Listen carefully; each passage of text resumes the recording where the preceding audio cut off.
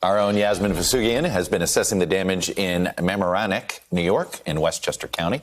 She joins me now along with our own Monica Alba at the White House. You know, Yasmin, one of the issues as climate change and fuels these stronger storms is about whether we have the infrastructure to handle the deluge of water that comes now with these storms.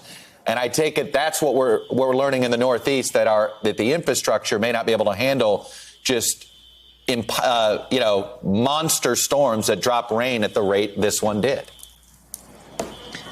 It's interesting you bring that up, Chuck, because it seems like we just don't. I mean, we got the answer last night, right? Speaking of folks in New York City, which is where I live, a lot of building folks, architects said New York's just not built to withstand the storms like we've had over the last summer, really. I mean, this was the third kind of rain blowout that we've had this summer, but this one being the worst. And the buildings, the infrastructure, the areas, the restaurants, the commercial areas, they're just not built to withstand this type of rain and this type of flooding. And I think the images here, right, Chuck, they really tell the story, especially what's happened here in Westchester County, which is where I am.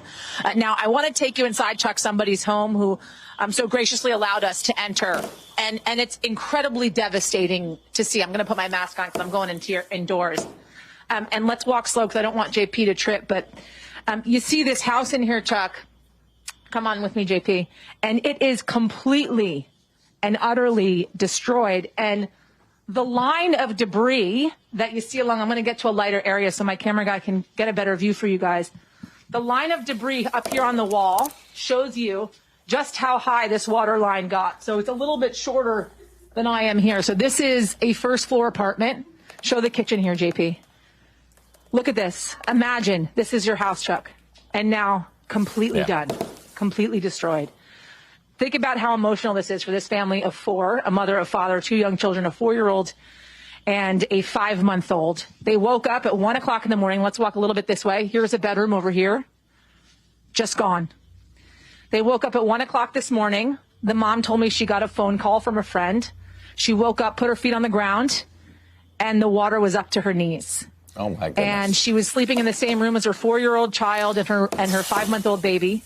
And she grabbed her kids and thankfully, JP, let's show this area where they were sleeping, was able to get out in the nick of time because as we well know by this point from the other live shots that I've been doing throughout the day leading up to you, the water got even higher than the water line in this apartment. The water actually reached around 11 feet eventually. So this entire floor would have been completely overtaken.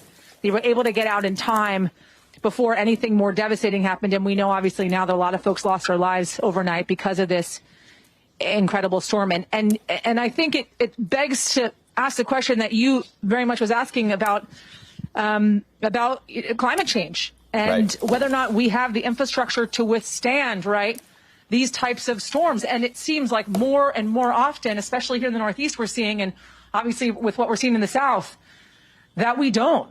We don't have the infrastructure to withstand. And it seems like every storm that comes past us, it is the worst of the worst. So I think a lot of folks are saying, what's next? And how do we rebuild from this? Because seeing this as your reality is really devastating.